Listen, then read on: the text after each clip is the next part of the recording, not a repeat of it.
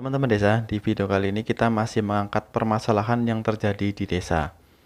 Permasalahan yang akan kita angkat kali ini adalah kades yang sering menjadi boneka perangkat desa. Akibatnya ada perangkat desa yang rasa kepala desa. Dia posisinya sebagai perangkat desa, tapi wewenang dia seperti kepala desa. Ini tidak boleh terjadi. Hal ini bisa diantisipasi sejak kades itu melaksanakan pendaftaran menjadi kepala desa. Bagaimana dia berkampanye, bagaimana dia menyusun visi dan misi.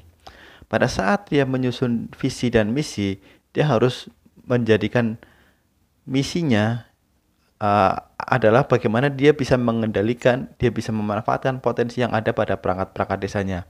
Karena perangkat desa ini sering saya katakan mereka tidak mempunyai motivasi, mereka tidak punya beban, mereka masa jabatannya sampai 60 tahun. Beda dengan kepala desa yang hanya 6 tahun. Kalaupun undang-undang ini jadi dirubah dan disahkan menjadi 9 tahun, itu pun cuma 2 periode. Hitung-hitungannya hampir sama saja.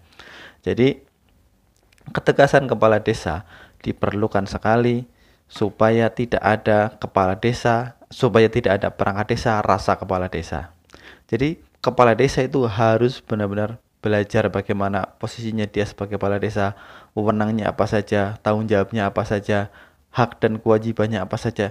Kepala desa itu harus mengetahui. Kebanyakan kepala desa yang menjadi boneka, dia nggak ngerti, dia nggak peduli. Ataupun dia hanya peduli bagaimana mengembalikan uang yang sudah dia keluarkan pada saat masa kampanye. Ini tidak boleh terjadi. Kepala desa harus memang tidak harus mengetahui segala hal, tapi minimal hal-hal pokok apa yang tersantum dalam RPJMDes, RKPDes sampai dengan APBDes dia harus mengetahui.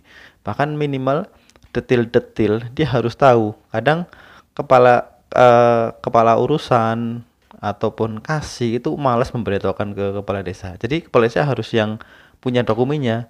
Kepala desa sebagai seorang seperti manajer di sebuah perusahaan, dia harus mengetahui, dia harus yang mengendalikan bawahan-bawahannya, dia yang mengendalikan kasih, dia yang mengendalikan sekdes gitu.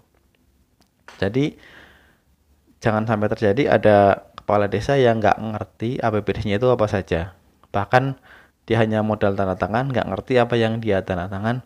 Bahkan RAB pun, RAB untuk pembelanjaan, dia harusnya tahu, minimal tahu poin-poin pokoknya atau nilainya berapa, ini untuk apa, ini dilaksanakan kapan, ini mau diambil kapan, ada sisanya apa enggak, dia harus tahu seperti itu.